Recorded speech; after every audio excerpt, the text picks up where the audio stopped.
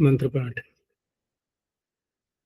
ओम सहना भवतु सहनौ भुनक्तु सह वीर्यं करवावहै तेजस्विनावधीतमस्तु मा विद्विषावहै। ओम शांति शांति शांति।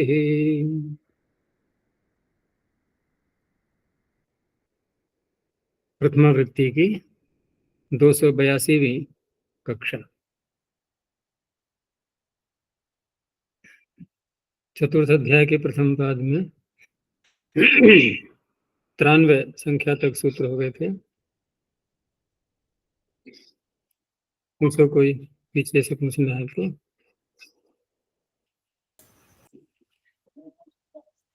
आचार्य जी, जैसे गर्ग, फिर गार्गी, गार्ग्यः, गार्ग्यायणः, ये सब गर्ग की दृष्टि से प्रत्यय किए थे। तो किसकी दृष्टि से? गर्ग, गर्ग से, गर्ग से उसका दृष्टि दृष्टि क्यों कहा जाए? गर्ग के अपत्य, गर्ग का अनंतरापत्य, गर्ग का गोत्रापत्य, गर्ग का युवापत्य, ये सारे अर्थ लेने हैं।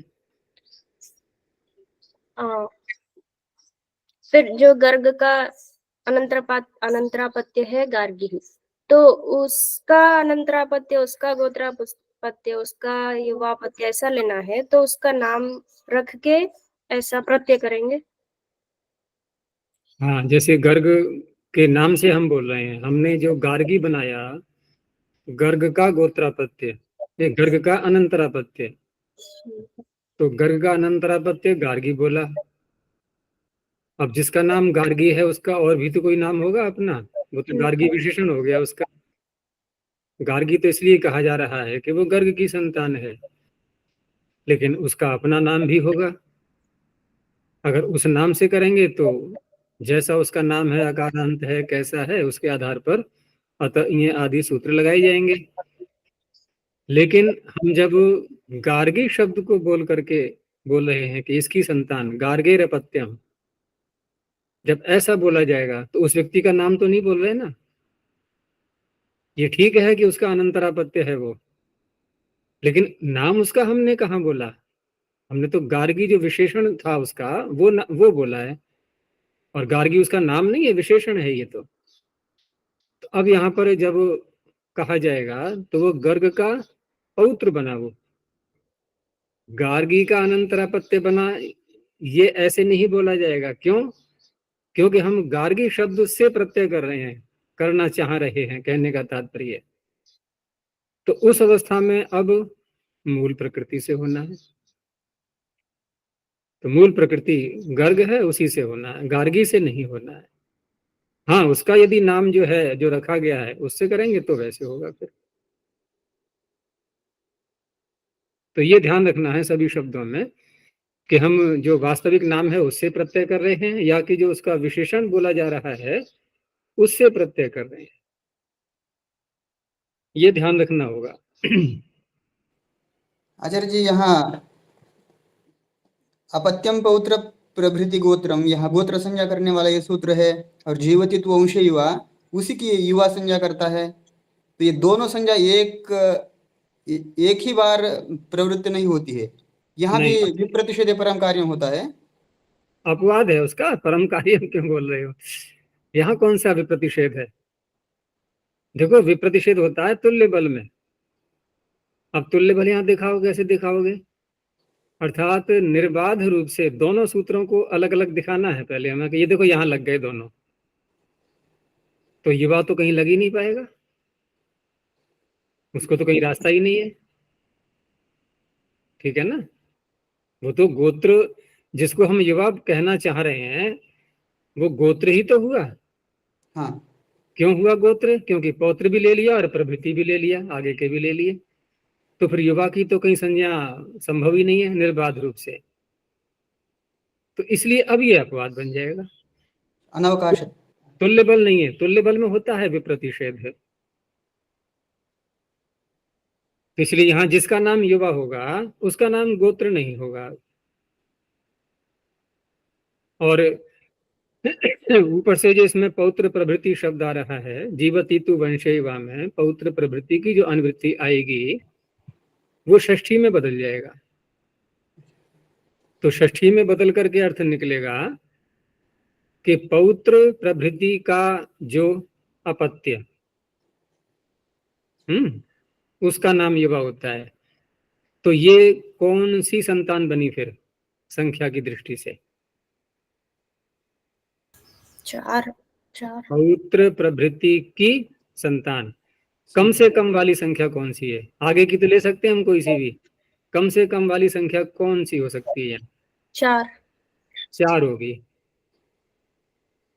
क्योंकि उसका पुत्र, फिर उसका पौत्र पुत्र का भी पुत्र, यानी कि पौत्र। तीस- अब पौत्र है तो गोत्र ही रहा वो, क्योंकि यहां जो कहा जा रहा है पौत्र प्रभृति है, तो पौत्र से आगे लेना है। अब पौत्र से आगे पौत्र प्रभृति का अपत्य, देखो वहां था पौत्र प्रभृति में प्रथमा, तो प्रथमा में पौत्र भी आ गया और पौत्र से आगे वाले भी आ गए। गोत्र को कहने के लिए बोल रहा हूं मैं। लेकिन यहां जब कहेंगे पौत्र प्रभृति की संतान, पौत्र प्रभृति का अपत्य, तो पौत्र का भी तो अपत्य ही होगा। तो पौत्र का अपत्य गर्ग का प्रपौत्र नहीं बन गया वो? इसे चौथी संतान से प्रारंभ होता है युवा, लेकिन जिसका नाम युवा होगा उसका अब गोत्र नाम नहीं रहेगा, एक ही संज्ञा होती है। अगर वंश में जीवित नहीं है तो चौथी, पांचवी, छठी जो भी संतान है वो सब गोत्र ही कहलाएगी। वंश में जीवित है तो उसको युवा बोलेंगे, अब गोत्र नहीं बोलेंगे। इस तरह से देखेंगे।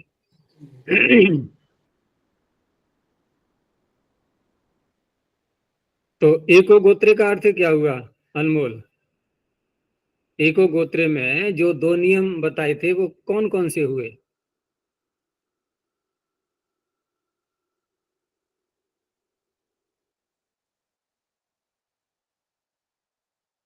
एको गोत्रे के नियम बताओ दोनों। अनमोल, आवाज नहीं आ रही मेरी? क्या हुआ? अनमोल को आवाज नहीं आ रही? तेजस्विनी आवाज नहीं आ रही मेरी? आ रही है आचार्य। देव आवाज आ रही है? जी आ रही है आचार्य जी। अनमोल को क्यों नहीं आ रही है? चल तू बता तेजस्विनी, एको गोत्रे के 2 नियम कौन कौन से? एक प्रत्यय नियम और प्रकृति नियम। हम्म प्रत्यय नियम बार बार वही बार बार प्रत्यय नहीं करेंगे। जैसे हाँ जैसे गर्ग है, उसका गोत्रापत्य गार्ग्य हुआ, फिर उसका पुत्र भी गार्ग्य ही होगा, उससे और एक प्रत्यय से अलग हाँ, अलग प्रत्यय। एक शब्द प्रत्यय का बनेगा विशेषण, ठीक है ना? गोत्र में एक ही और लगा लो, क्योंकि एक बार में तो एक ही प्रत्यय होता है। अगर हम ही नहीं लगाएंगे और अर्थ यही रखें कि गोत्र में एक प्रत्यय होता है, तो अगला प्रश्न करेगा तो क्या आप 2 करना चाह रहे थे? तो अब क्या बोलेंगे? एक ही, क्योंकि सूत्र को हमें सार्थक बनाना है। तो ही लगाते ही बन गया ये अवधारण नियम। ये तो हो गया प्रत्यय नियम। ऐसा नहीं है कि आगे एक और प्रत्यय, एक और प्रत्यय, एक और प्रत्यय, ये श्रृंखला समाप्त है। अब दूसरे अर्थ में एक शब्द जो कि यहाँ प्रथमा है, इसको इसको प्रकृति को कहने के लिए हम स्त्रीलिंग में बदल करके एका यह बनाएंगे, ये प्रकृति का विशेषण। अब क्या अर्थ होगा कि गोत्र में यदि प्रत्यय करना है तो एका प्रकृति ही एव, प्रकृति एक ही रहेगी। अब वो एक प्रकृति कौन सी कहलाएगी, तो मूल को पकड़ लेंगे, मूल प्रकृति। तो इस तरह से एक शब्द एक बार बनेगा प्रकृति का विशेषण, एक बार बनेगा प्रत्यय का विशेषण। तो दो नियम निकल आएंगे।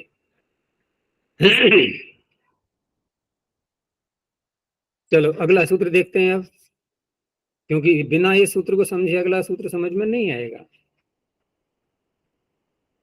आगे सूत्र दिया, गोत्राद यूनि अस्त्रियां। गोत्राद पंचम एक वचनांतम, यूनि सप्तम एक वचनांतम, अस्त्रियां सप्तम एक वचनांतम।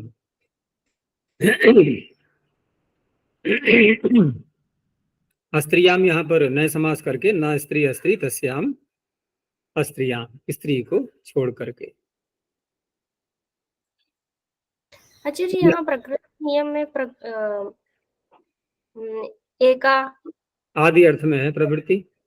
हाँ, प्रकृति, तो यहाँ पंचमी विभक्ति में बदलेंगे, इससे प्रत्यय हुआ, एक ही प्रकृति से प्रत्यय हुआ। नहीं, हम यूं भी कह सकते हैं कि गोत्रे गोत्रे उत्पन्नस्य प्रत्ययस्य एका प्रकृतिरेव भवति, यूं भी संबंध जोड़ सकते हैं। और हम पंचमी भी कर लें तब भी कोई बाधा नहीं है कि गोत्रे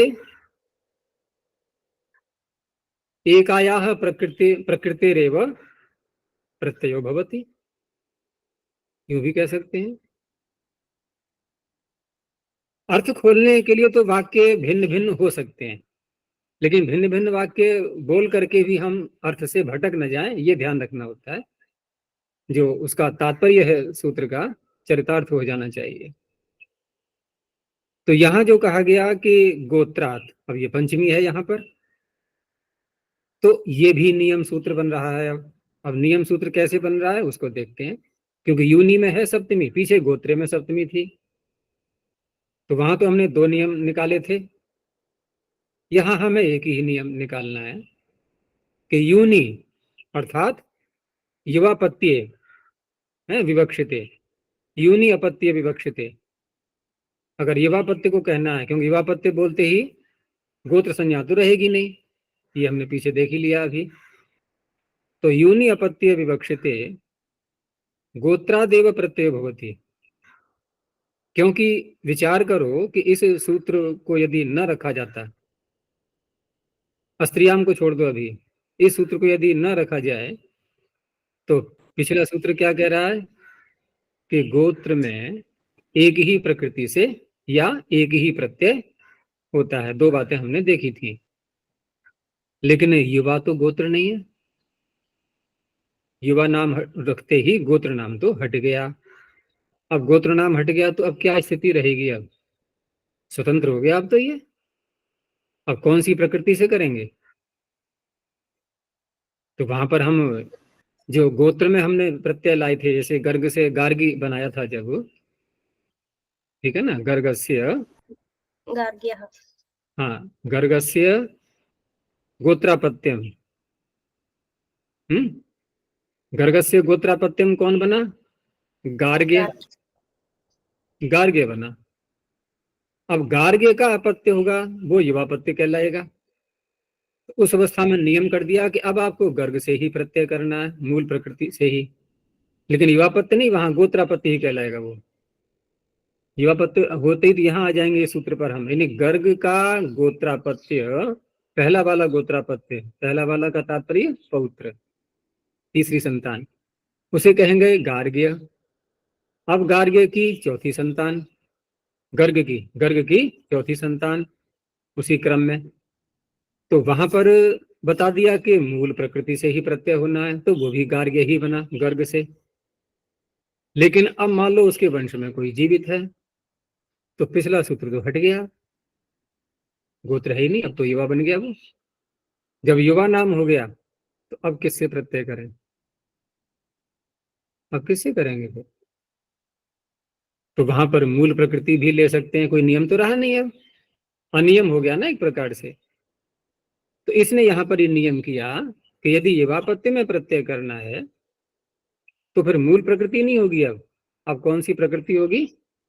गोत्रापत्य में जो प्रकृति बनी है उससे करेंगे। तो यूनि अपत्य विवक्षते गोत्राद एव प्रत्ययो भवति। एव कहने से क्या होगा? क्योंकि पीछे अनियम हो गया था, अनियम हो गया था तो मूल प्रकृति से भी कर सकते थे, कुछ कहा तो गया नहीं है। तो इसने मना कर दिया कि नहीं, मूल प्रकृति से भी नहीं करेंगे और अनंतरापत्य से भी नहीं करेंगे। जैसे गर्ग की संतान गार्गी, अनंतरापत्य गार्गी से भी नहीं करेंगे। गर्ग जो मूल प्रकृति उससे भी नहीं करेंगे। और गर्ग का जो गोत्रापत्य बना गार्ग्य उससे करेंगे। गोत्रादियोनि अस्त्रियाम, अस्त्रियाम को बाद में देखेंगे। अब जैसे इसका पहले उदाहरण देख लो, जैसे गार्ग्यस्य अपत्यम, तो संतान कौन सी है? ये चौथी, युवा पत्य ले रहे हैं इसलिए। अगर गोत्रापत्य ही लेंगे तो फिर गार्ग्य कह करके विग्रह कर रहे हैं तो वहां भी चौथी संतान से ही प्रारंभ हो पाएगा फिर, क्योंकि गार्ग्य स्वयं तीसरी है। तो इस तरह से यहां पर चौथी संतान से प्रारंभ होगा ये। तो उस अवस्था में जो गार्ग्य बना लिया है हमने गोत्रापत्य में, उससे आगे प्रत्यय करेंगे। अब उससे आगे प्रत्यय करेंगे तो फिर इसके सूत्र जो भी आ रहा है प्रकृति के स्वरूप को देखते हुए, प्रकृति का स्वरूप कैसा है? यंत गार्ग्य, इससे करना है। तो यंत के लिए अलग सूत्र बना दिया है पांडे ने, यही योश्च।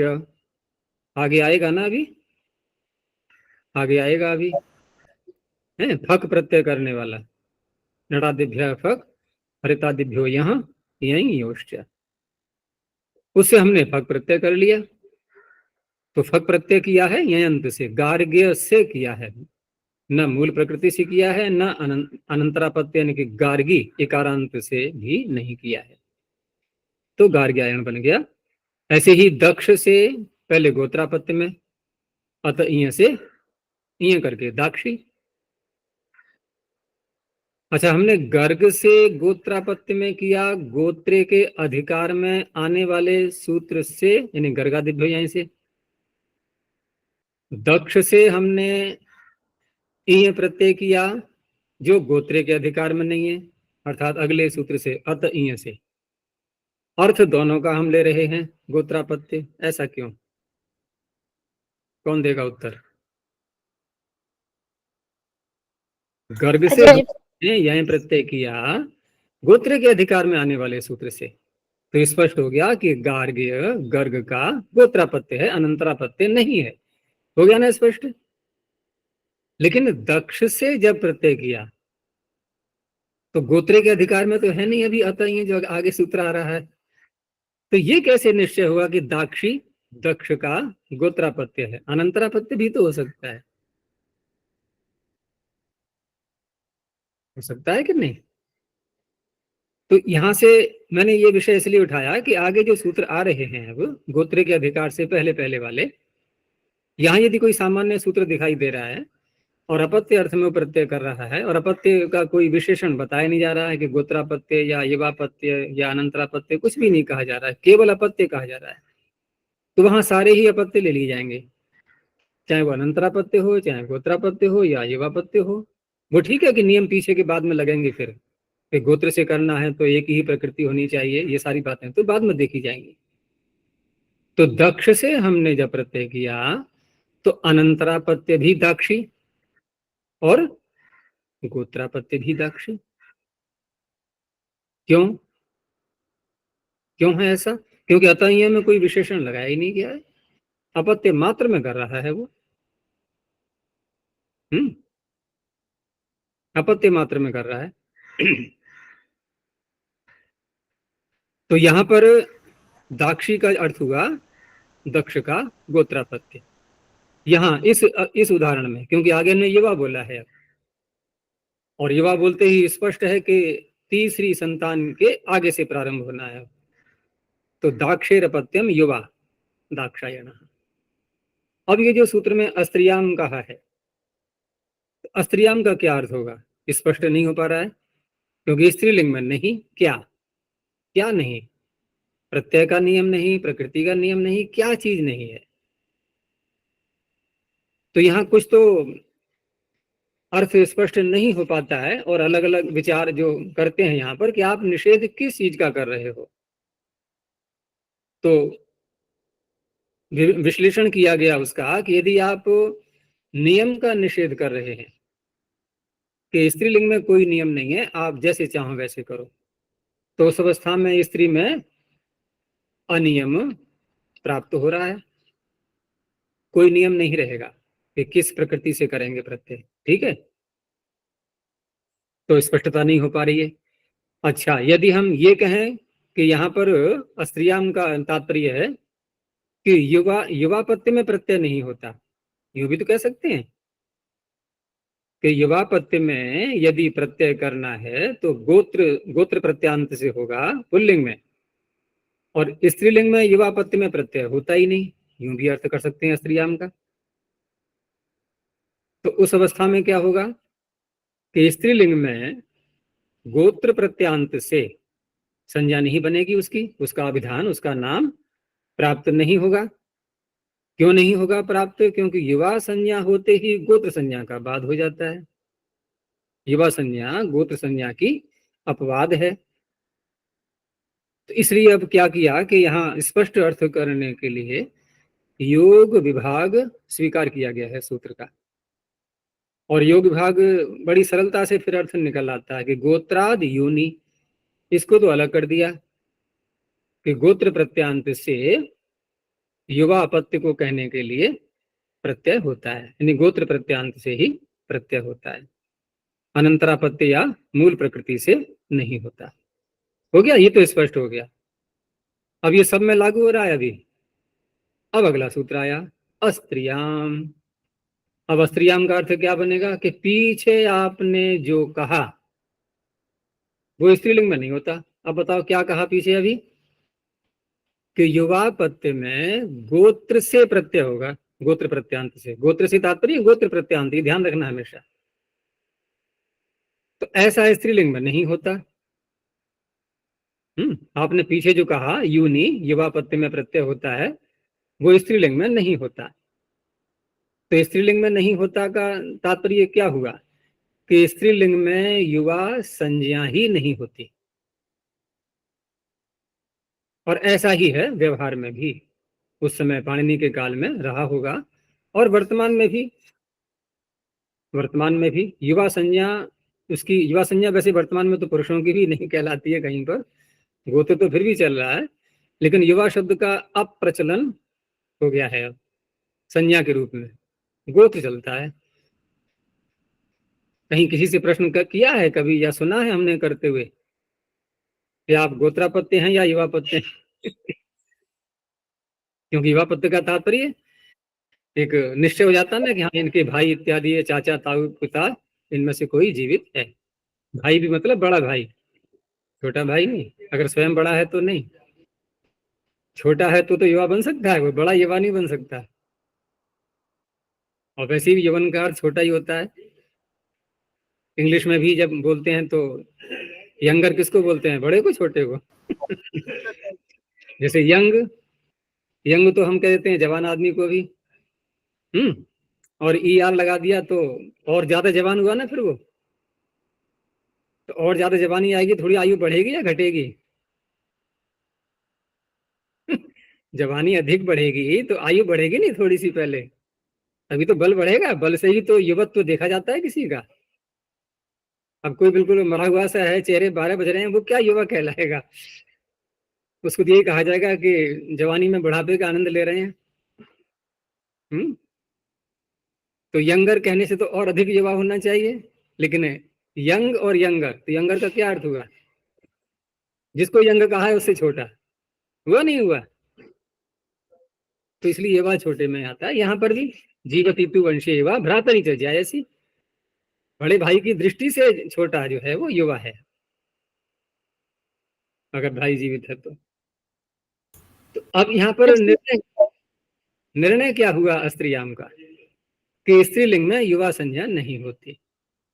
अब स्त्रीलिंग में युवा संज्ञा नहीं होती तो क्या तात्पर्य हुआ कि यदि स्त्री का बड़ा भाई जीवित है, पिता ताऊ चाचा आदि जीवित हैं, तब भी वो गोत्र नाम से ही व्यवहृत होगी, युवा नाम उसका नहीं होता है। ये तात्पर्य है इसका। चलो आगे देखते हैं। अब यहां तक हो गया स्पष्ट। अब देखो, अब तक जो हमने सारे सूत्र देखे हैं ये, इसमें एक तो सामान्य सूत्र तस्यापत्यम आ ही चुका था, एक झलक देख ली थी हमने कि अपत्य में कैसे प्रत्यय किया करते हैं, अण प्रत्यय आदि। फिर बाद में ये नियम देख लिए सब, क्योंकि ये सारी चीजें आगे आने वाली हैं। अपत्यों में गोत्र भी आएगा, युवा भी आएगा, अनंतरापत्य भी आएगा, सारे नियम यहाँ तक आ चुके हैं। अब कोई नियम नहीं आने वाला है। संज्ञा तो आगे करेंगे ये अंत में जाकर के कि गोत्र संज्ञा ऐसे होती है, युवा संज्ञा ऐसे होती है, लेकिन हम लोगों ने संज्ञा को देख लिया है, अभी यहाँ पर कोई समस्या नहीं है उसमें। अब यहां से वास्तविक रूप में तस्यापत्यम, जो कि एक उत्सर्ग सूत्र था, अधिकार सूत्र भी था, उसके अपवाद प्रारंभ हो रहे हैं। ठीक है। अच्छा, और जितने भी अपवाद आएंगे उनमें अर्थ निर्देश सूत्र कोई भी नहीं आएगा, क्योंकि अर्थ निर्देश सूत्र आएगा तो फिर अपत्य अर्थ ही नहीं रहेगा, वो तो बदल जाएगा ना अर्थ। फिर तो प्रकरण ही दूसरा चल पड़ेगा, क्योंकि दिव्यति सूत्र से पहले पहले तो अर्थ निर्देश सूत्र बहुत सारे आएंगे। तो जब तक दूसरा अर्थ निर्देश सूत्र नहीं आ जाता है, तब तक के सूत्र तस्यापत्यम के अपवाद होंगे या अपवाद के अपवाद, जिसको बोलते हैं ना बाधक बाधन, ऐसे भी आएंगे। तो अब यहाँ पहला सूत्र आया ये अतः इय, अतः पंचम एक वचनांतम इय प्रथम एक वचनांतम। तो अतः का यहाँ पर वही तपर है, अकारांत ले लेंगे, अकारांतात प्रातिपदिका, और षष्ठी समर्थ ले रहे हैं हम तस्य के कारण से, तस्य की अनुवृत्ति आ रही है तस्यापत्यम की, तो षष्ठी समर्थात प्रातिपदिका, और अपत्यम भी आ रहा है, अपत्यम इत्यस्मिन् अर्थे इय प्रत्ययो भवति। तो सारे जितने भी अकारांत हैं सब इसमें आ चुके हैं। अब इसके भी अपवाद आगे मिलते रहेंगे समय समय पर, और वहां कहा जाएगा कि ये अत इय का बाधक है।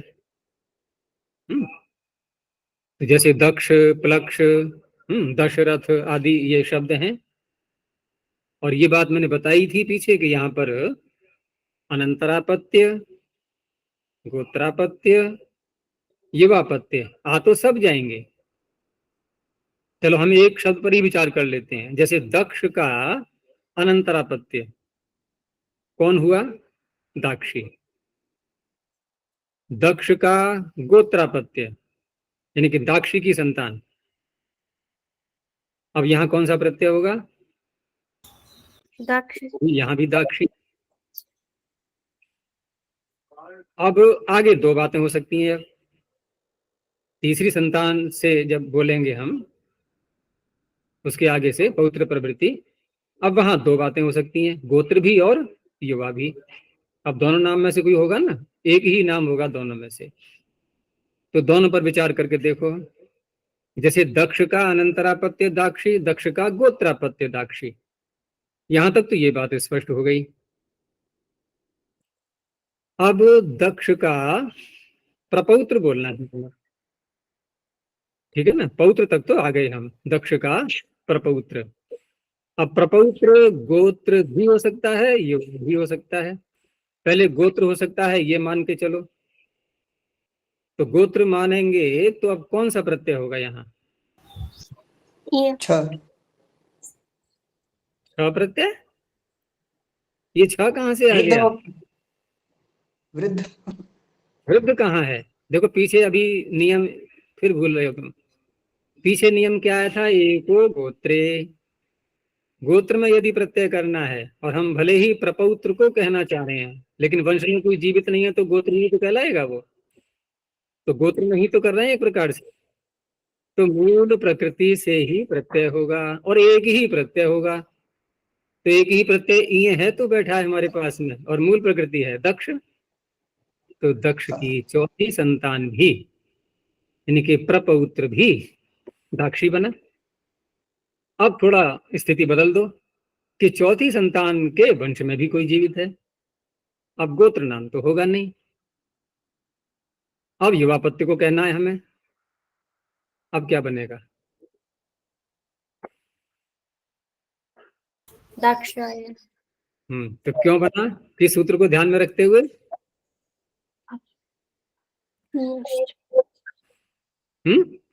गोत्रादियून्य स्त्रियां, गोत्रादियूनी बहुत स्पष्ट हो गया ना अब कि युवापत्य में करना है तो मूल प्रकृति से नहीं करेंगे और अनंतरापत्य वाली प्रकृति से भी नहीं करेंगे। अनंतरापत्य दाक्षी था ना, मूल था दक्ष, तो मूल प्रकृति से भी नहीं करेंगे और अनंतरापत्य वाली प्रकृति से नहीं करेंगे। गोत्रापत्य वाली प्रकृति, गोत्रापत्य में प्रत्यय करके जो प्रकृति बनी थी, तो यह यहाँ पर बना वो भी संयोगवश दाक्षी ही था। दाक्षी दो हो गए थे ना, पौत्र भी और पुत्र भी था। तो अब यहाँ पर दाक्षी से ही होगा, लेकिन वो गोत्रापत्य माना जाएगा। दाक्षी से प्रत्यय करेंगे, अब दाक्षी से करेंगे तो फिर लगेगा यही ओष्ठ, वो लगेगा फिर, तो दाक्षायण बना युवापत्य। तो इस तरह से दक्ष का अंतरापत्य दाक्षी, दक्ष का पौत्र बोल रहा हूं मैं, गोत्रापत्य की जगह पौत्र का प्रयोग कर रहा हूं। दक्ष का पौत्र दाक्षी और दक्ष का प्रपौत्र भी दाक्षी, लेकिन वंश में जीवित न हो तब ये शर्त लगेगी प्रपौत्र में। और दक्ष का प्रपौत्र यदि वंश में जीवित है तो बनेगा दाक्षायण।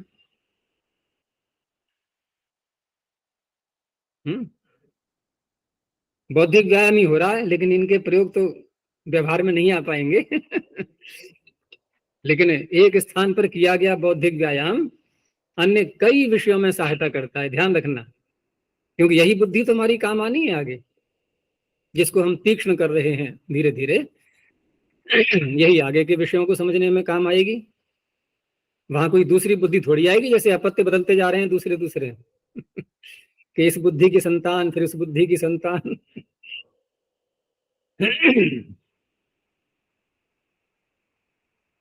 चलो यहां भी हो गया। दशरथ में दाशरथी हम बोलते हैं राम को, लेकिन कहीं कहीं श्लोकों में दाशरथ शब्द भी आता है। दाशरथ कब बनेगा? जब दशरथ से अण करेंगे, तस्यापत्यम से, तभी तो बनेगा। तो वहां पर प्रश्न उठाया भी गया है कि ऐसा कैसे, क्योंकि दाशरथाय ऐसे करके चतुर्थी का प्रयोग मिला है कहीं पर। तो वहां यह है कि सामान्य रूप से हम तस्येदम सूत्र से दशरथ की कोई अन्य वस्तु को भी कह सकते हैं दाशरथ, या अपत्य को भी हम एक सामान्य रूप में ले लें यदि, तो तस्येदम से अण प्रत्यय ही तो होता है, तो उसे करके दाशरथ बना भी लेते हैं। आगे देखो, अब देखो ये अतः ये एक सामान्य सूत्र हो गया। अब आगे, और सामान्य होने पर भी अण का अपवाद माना जाएगा। तस्यापत्यम जो है वो मुख्य सामान्य था, अण प्रत्यय का अधिकार चल रहा है, ये उसका अपवाद हुआ। आगे जो सूत्र मैंने बताया था कुछ ऐसे आएंगे जो अतः के अपवाद होंगे और कुछ अण के ही अपवाद कहलाएंगे। तो आगे सूत्र आया बाह्वादिभ्यश्च, बाह्वादिभ्यः पंचमी बहुवचनांतम च व्यपदम। अब ये बाह्वादि गण हो गया, तो गण में तो भिन्न भिन्न स्वरूप वाले शब्द आएंगे। तो जितने वहां पर अनकारांत हैं, जैसे बाहु या और भी ले लें हम, ये तो सारे कहलाएंगे अण के अपवाद, क्योंकि अण की ही तो प्राप्ति हो रही है सामान्य रूप से सारे शब्दों से। और जो अकारांत हैं इस गण में, बाहुवादी गण में, ये कहलाएंगे किसके अपवाद? अतः के। ये तो ये भी कर रहा है यही कर रहा है और ये का ही अपवाद देखो जो अकारांत होंगे ना, उन शब्दों से आगे और भी सूत्र आ रहे हैं, जैसे अनृष्यानंतरीय विदादिभ्यो विदादिगण है, और भी गण आगे आ रहे हैं। उनमें जो पढ़े गए हैं आगे के सूत्रों में, यानी कि बाधक बाधन, अत इय का बाधक कोई सूत्र आगे आया और उसमें अकारांत शब्द आ रहा है, उस प्रत्यय को रोकने के लिए इय ही किया जाए। बाधक बाधन जो है ना, बाधक बाधन सूत्र उसका मित्र बन जाता है, उसका पोषक बन जाता है। फिर जैसे बाहुवादी भ्यष्ट सूत्र क्या करेगा कि अत इय के बाधक को रोकेगा, तो अत इय का पोषक बन गया, ये उसी इय की प्राप्ति करा देगा ये। तो ऐसे शब्द भी हैं इसमें। हमें ज्यादा नहीं देखना है, बस केवल दो शब्द देख लिए, दोनों उकारांत हैं, बाहु और उपबाहु। लेकिन ये बाहु का अर्थ यहाँ भुजा मत ले लेना कहीं, भुजा की संतान नहीं होती है।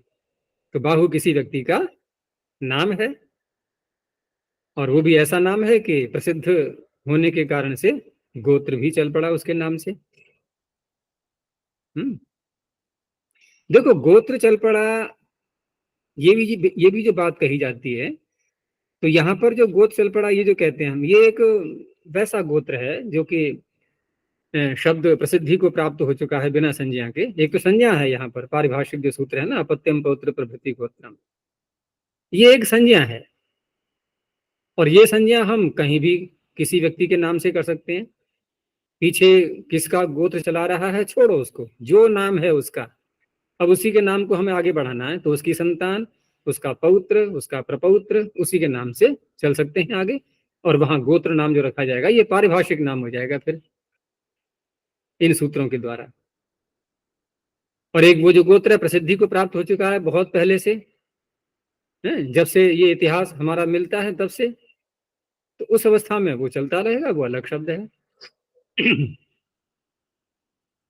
जैसे हम लोगों के गोत्र में भारद्वाज गोत्र चलता आ रहा है, कहाँ से प्रारंभ हुआ है नहीं कह सकते, भरद्वाज किस काल में रहे होंगे और कौन से रहे होंगे, लेकिन उसके बाद यदि हम कोई नई वंशावली प्रारंभ करना चाहते हैं तो किसी व्यक्ति के नाम से कर सकते हैं, उसका जो गोत्र नाम होगा वो पारिभाषिक बनेगा फिर। चलो, तो बाहु जो है ये किसी व्यक्ति का नाम है।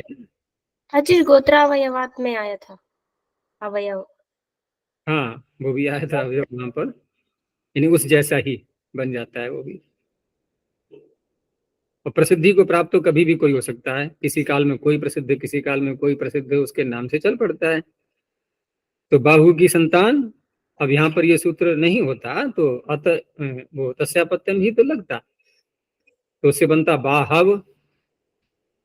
अब इसने ए कर दिया तो बाहवी ही। जो शब्द उकारांत आएंगे इस प्रकरण में, चौथे पांचवें अध्याय में, जहां जहां भ संज्ञा होती है, तो वहां वो सूत्र ध्यान रखना, और गुण। यहाँ गुण करने के लिए वहां मत पहुंच जाना कि साधातु कार्धातु का यो हो पुगंत लघु बदस्य च। उसी का अभ्यास करते आए हैं अब तक गुण करने के लिए।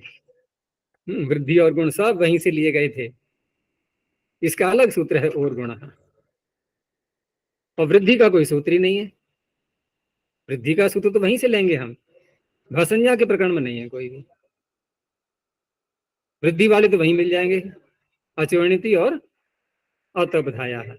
वो अचवर्णिति नहीं, उसकी अनुवृत्ति जा रही है, तद्देशोचामादेह और कितिच, ये दो सूत्र। आगे देखो, सुधातुर अकंग च, सुधातु षष्ठेक वचनांतम अकंग प्रथमैक वचनांतम च व्यपदम। अब इसमें पंचमी कहलाएं षष्ठी कहलाएं कोई अंतर नहीं पड़ता, दोनों में सुधातु ही बनेगा। और दोनों इसलिए भी कह सकते हैं कि इसमें आदेश भी हो रहा है, ठीक है ना, और प्रत्यय भी हो रहा है। तो प्रत्यय की दृष्टि से पंचमी मान लो, आदेश की दृष्टि से षष्ठी मान लो। एक लोक में कहावत है ना, जैसा देश वैसा वेश। तो जैसी स्थिति बन जाए अर्थ करते समय वैसी विभक्ति मान लो, दोनों घट रही है इसमें सुधातु में। तो मूल प्रकृति क्या है, सुधात्री, किसी का नाम है, तो सुधात्री प्रातिपदिकात् अपत्यम इत्येतस्मिन् अर्थे इय प्रत्ययो भवति। और तत्संयोगिने च सुधातु स्थाने अकंग आदेशो भवति। अब यहाँ षष्ठी बोल दी गई, आदेश इसलिए बोल दिया है क्योंकि इंगाकार लगा दिया पाणिनि ने, अब प्रत्यय तो बोल नहीं पाएंगे। यद्यपि प्रत्यय कोई बाधा नहीं पहुंचाएगा हमें यहाँ पर, लेकिन एक अर्थ में सरलता हो जाए तो आदेश शब्द बोल दिया है। प्रत्यय तो वो तो वैसे ही बन जाएगा, कोई समस्या नहीं है, प्रत्यय का अधिकार चल ही रहा है। लेकिन परे होता है ये बात नहीं होगी, क्योंकि वहां पर ङकार जो है बाधक बनेगा परे होने में। तो सुधात्री में जो ऋकार है अंतिम अल, उसके स्थान पर अकंका अक ये जोड़ दो, सुधा तक। अब इधर ये ई प्रत्यय है, आदि अच को वृद्धि, सौधा तक, उसके बाद फिर यसे पीछे लगा दो। क्योंकि अकंग में तो अक अकारांति ही रहेगा ये, तो क में जो अ है उसका लोप कर देना, तो सौधा तक ही।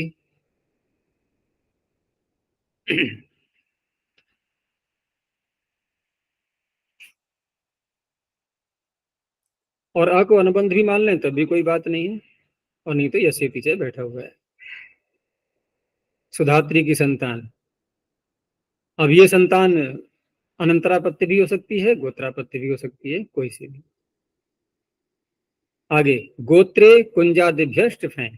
अब देखो ये बाधा समाप्त हो गई है। अभी तक क्या था कि कोई सा भी अपत्य हो सकता है इन 3 सूत्रों में, लेकिन अब आगे सीमित कर रहे हैं उसको।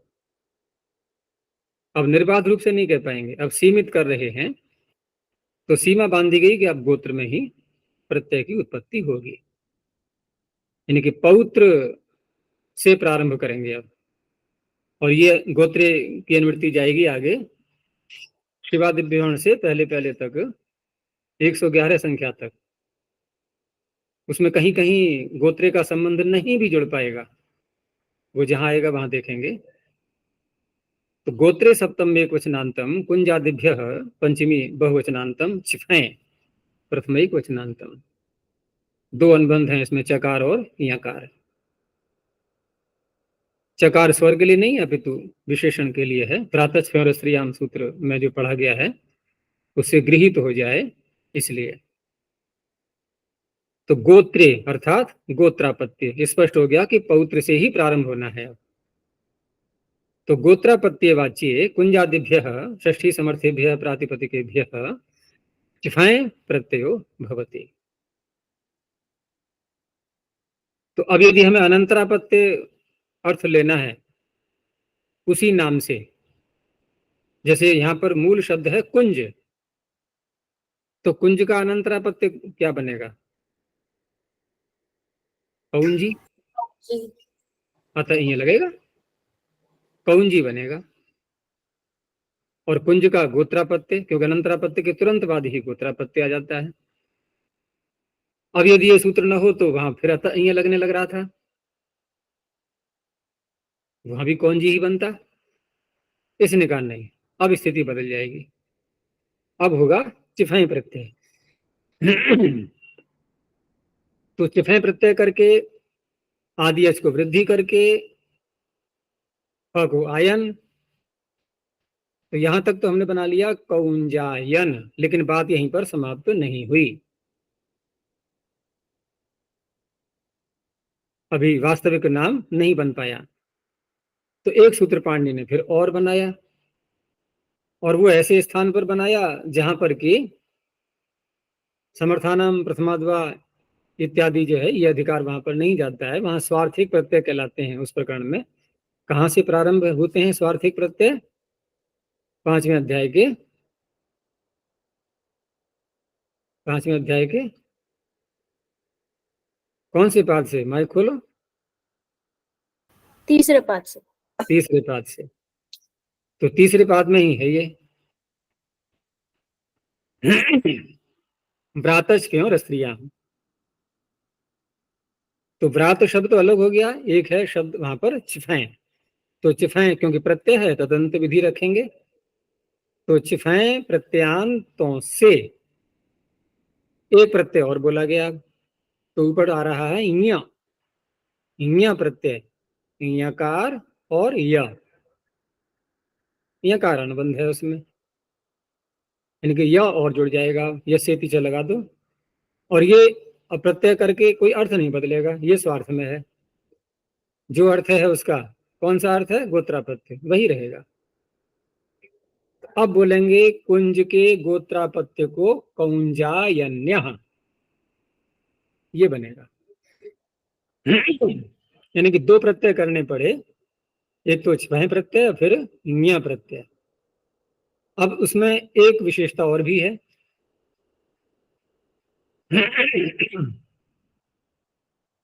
क्योंकि वहां पर एक सूत्र आगे आएगा, उसी में व्रातस्फेर स्त्रियाम में,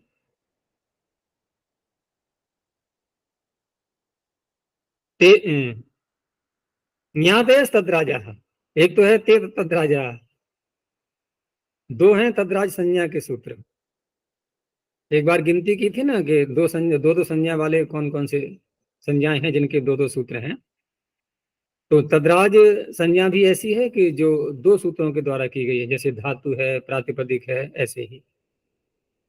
तो ते तद्राजा तो इसी प्रकरण में आ जाएगा। और यहाँ देश तद्राजा ये वहां पर आ रहा है, उसमें यहाँ आदि प्रत्यय, तो यहाँ यही है, ये व्रातस्फेर और श्रियाम, यहाँ से ये यहाँ है। आगे और भी हैं कुछ, उनका नाम तद्राज होता है।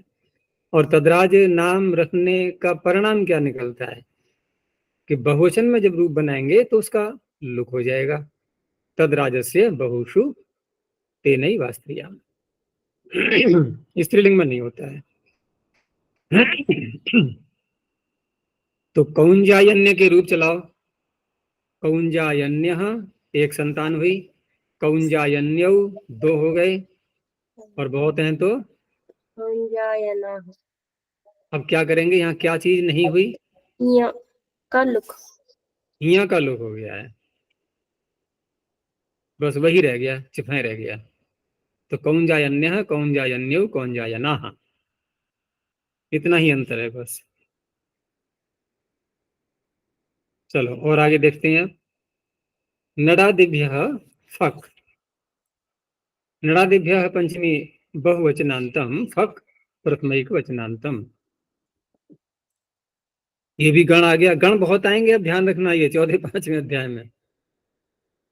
अगर हम गण पाठ के स्वरूप को देखें तो आधे से अधिक पुस्तक का आकार ये इन दो अध्यायों से ही भरा हुआ है, चौथे पांचवें अध्याय से। एक सूत्र आएगा इसमें, गुए क्षण कठ जेल से, ध्यान आ रहा है? वहां 11 गण हैं शायद एक ही सूत्र में। अरिहण से प्रारंभ हो जाते हैं, अरिहण आदि से। तो इस तरह से गण बहुत आएंगे यहाँ पर, और उन गणों में प्रायः करके व्यक्तियों के नाम ही होंगे, व्यक्तियों के नाम अधिक होंगे। जैसे यहाँ देखो ना, अब तक जो हम अपत्य अपत्य अपत्य बोल रहे हैं, तो अपत्य तो मनुष्य की ही संतानें कहलाती हैं, सब नाम ही हैं व्यक्तियों के सारे। तो ये नडादिगण है यहाँ पर। अब नडादि में ये किसका अपवाद माना जाएगा? क्योंकि नड शब्द को ही लेते हैं हम पहला, तो स्पष्ट है कि अकारांत है, तो अतः इय का ही अपवाद बनेगा। लेकिन अतः इय एक अनंतरापत्ति में भी करता है, वो गोत्रापत्ति में भी कर सकता है, क्षमता तो पूरी है उसकी।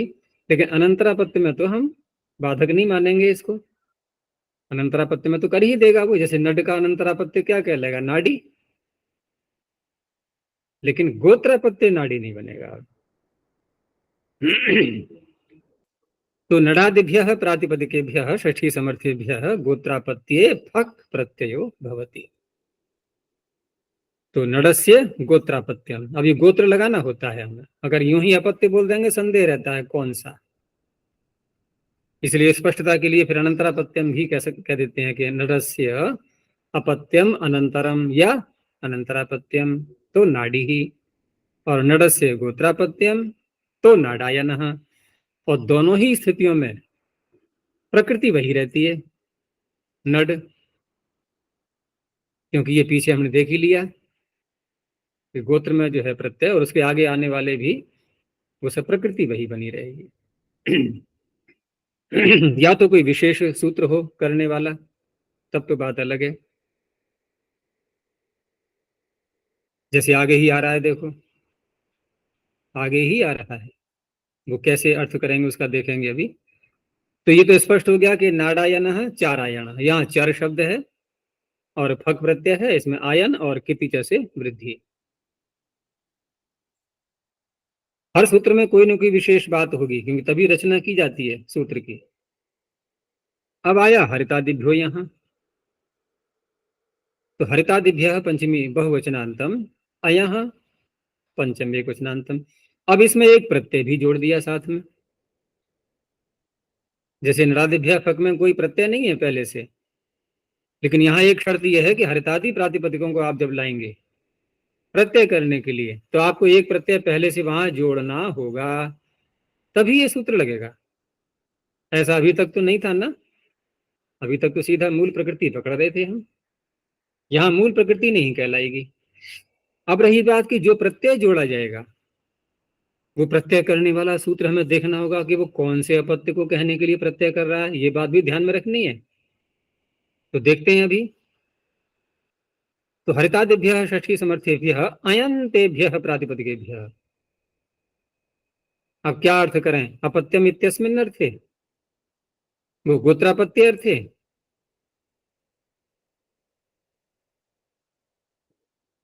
अब देखो इसका भी निश्चय करना है हमें कि गोत्रापत्य में बोला या नहीं बोले अब, क्योंकि एक हमने पहले आय प्रत्यय कर लिया है, ठीक है ना। ये फक प्रत्यय कर रहा है, ये तो स्पष्ट हो गया कि अपत्यम इत्यस्मिन् अर्थे फक प्रत्ययो भवति। अब जैसे पहले हम आय लाएंगे, तो हरित की संतान कौन सी कहेंगे ये बाद में निर्णय करेंगे, अभी पहले आए तो ले आए तब निर्णय हो पाएगा। अब आय प्रत्यय करने के लिए सूत्र आगे आ रहा है, क्योंकि ये शब्द हरित शब्द आया है विदादिगण में, अनृष्यानंतरीये विदादिभ्यो। तो विदादिगण में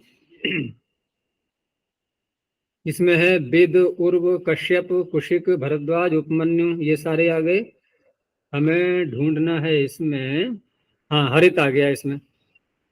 चलो एक शब्द देख लिया हमने, ठीक है, परीक्षण करने के लिए। तो हरित आ गया विदादिगण में।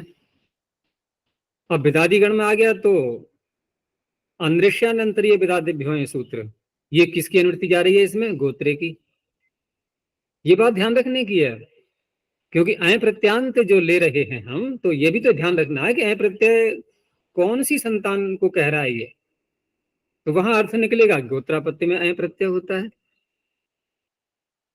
तो इसलिए क्या अर्थ बना आपके, हरितस्य गोत्रापत्यम, क्या बोलेंगे अब, हारित। हारित बना ना, अय प्रत्यय करके हारित बन गया। अब ये अयंत जो हारित शब्द है, ये इस सूत्र की प्रकृति बनी है, क्योंकि अयंत लेना है हमें हरितादिगण। तो हारित का अर्थ क्या हुआ, हरित का प्रपौत्र गोत्रापत्य। गोत्रापत्य। तो अब गोत्रापत्य से भी हमें एक अपत्य और बोलना है आगे, तो वो कौन सा बनेगा, युवापत्य अथवा गोत्र, युवापत्य। वो युवापत्य बनेगा है। और युवापत्य बनेगा और गोत्रापत्य भी तो हो सकता है, अगर वंश में जीवित नहीं है तो। लेकिन वो मूल शब्द से करेंगे। हाँ अब आई स्पष्टता। अगर हम आगे की और संतानें लेते रहेंगे तो मूल प्रकृति ही रही, फिर वहां अयंत प्रकृति से तो कर नहीं सकते। अनमोल पकड़ में आ रहा है, आवाज आ रही है नहीं, जी आ रही। हमने हरित से गोत्रापत्य को कहने के लिए अय प्रत्यय करके बना लिया हारित, और तीसरी संतान ले ली हमने। अब चौथी संतान भी हम अगर कहना चाह रहे हैं और वंश में कोई जीवित है नहीं, तो गोत्र की ही कहलाएगी, वो गोत्र ही नाम होगा उसका। तो उस अवस्था में एक गोत्रीय सूत्र, वो नियमार्थ बैठा हुआ है, नियामक सूत्र, तो वहां पर भी हारित ही बनेगा, हरित से ही करेंगे वो आय प्रत्यय, चौथी पांचवी आगे जो भी संतानें हैं। तो इस सूत्र की प्रकृति कहाँ बनी फिर, वो इस सूत्र की तो प्रकृति तब बनेगी जब अयंत लेकर के आए हम, और अयंत से यदि करेंगे तो स्पष्ट है कि अब गोत्रापत्य में नहीं हो सकता। क्योंकि गोत्रापत्ति से यदि प्रत्यय होता है तो गोत्राद यूनि वो युवापत्ति में होता है। तो इस तरह से यहाँ गोत्रे का अधिकार आते हुए भी इस सूत्र में नहीं जुड़ पाएगा। हो गया स्पष्ट? क्योंकि ये युवापत्ति में कर रहा है अभी ये, और युवापत्ति में कैसे कर रहा है हमने अभी विश्लेषण करके देख ही लिया। अब यहाँ पर जो हारितस्य अपत्यम बोला गया है, ये अपत्य का नाम क्या है? युवा। जिसको हम हारितायन कहेंगे उसका अर्थ है कि हारितायन के वंश में बड़ा भाई अथवा पिता आदि जीवित हैं, ये अर्थ निकलेगा इसका। बड़ी जटिलता लग रही होगी लेकिन उस काल में ये शब्द बहुत प्रसिद्धि को प्राप्त थे, सब बड़ी सरलता से अर्थ समझते थे। क्योंकि कठिनता वहां होती है जो विषय लोक में नहीं चल पाता है, लोक से जो विषय गायब हो जाए तो हमें समझने में कठिनाई होती है, और लोक में चल रहा है तो एकदम बुद्धि में घुस जाएगा। तो हारितायन कैंदासायन, यहाँ मूल शब्द क्या हो सकता है? किंदास, ये इस नाम से है। ये भी विदादिगण में है किंदास शब्द, क्योंकि अयंत लेना है तो विदादिगण में तो होना ही चाहिए, तभी तो अय प्रत्यय हो पाएगा। अंदृश्यानंतर ये विदादिभ्यो। चलो आगे देखते हैं। अब यही योश्च, अब देखो जो स्थिति यहाँ थी अभी हरितादिभ्यो यहाँ सूत्र में, कि यहाँ पर मूल प्रकृति नहीं आ रही है, एक प्रत्यय पहले से जुड़ करके प्रकृति बनेगी, वही स्थिति अगले सूत्र में भी है।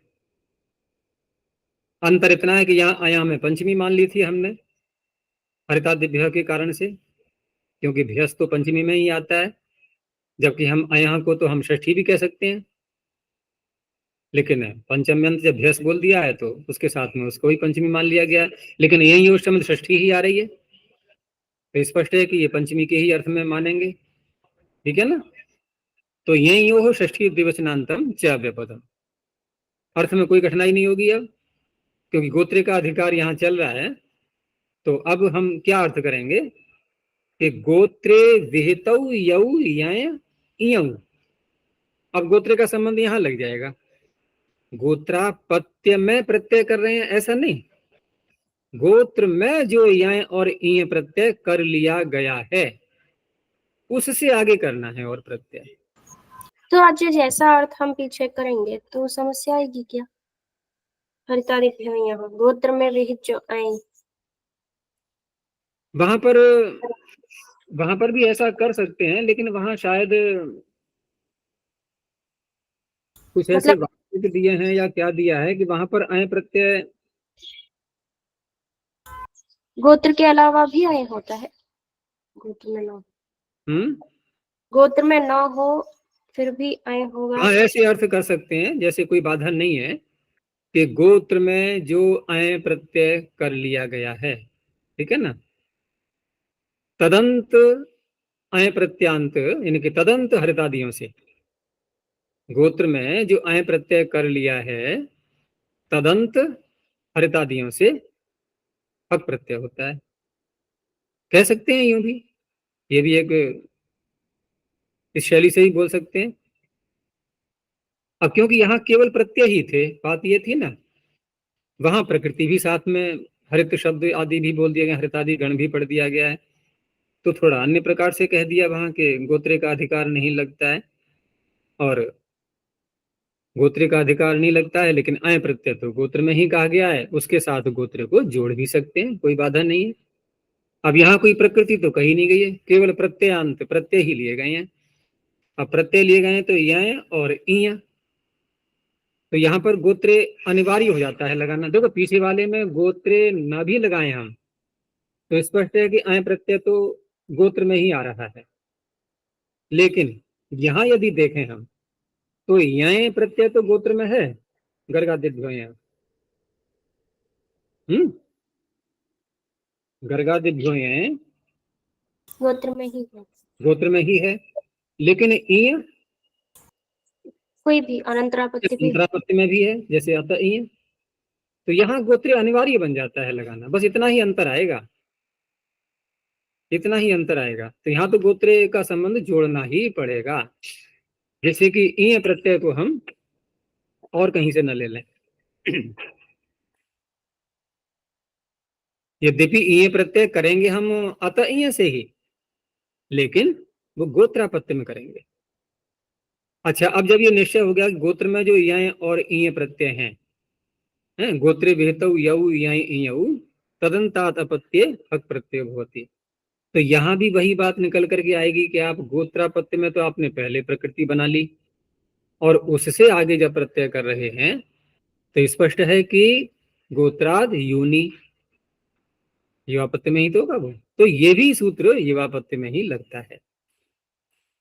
तो गार्ग्यायन का अर्थ हुआ गर्ग का ऐसा पौत्र या प्रपौत्र, पौत्र नहीं प्रपौत्र कहलाएगा, गर्ग का ऐसा प्रपौत्र जिसके वंश में जीवित है कोई, तभी युवा नाम होगा उसका, उसे कहेंगे गार्ग्यायण, गार्ग्यायण वात्स्यायन। ऐसे ही ये प्रत्यय का है दाक्षायण प्लाक्षायण, यहाँ भी दक्ष का प्रपौत्र युवा।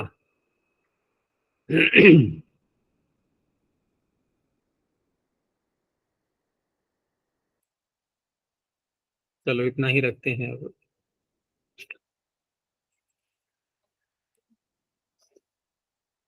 प्रणव ध्वनि। ओम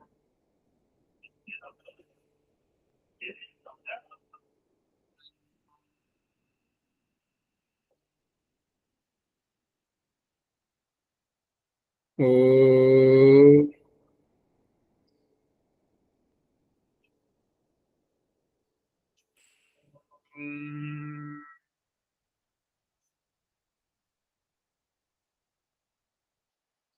ओम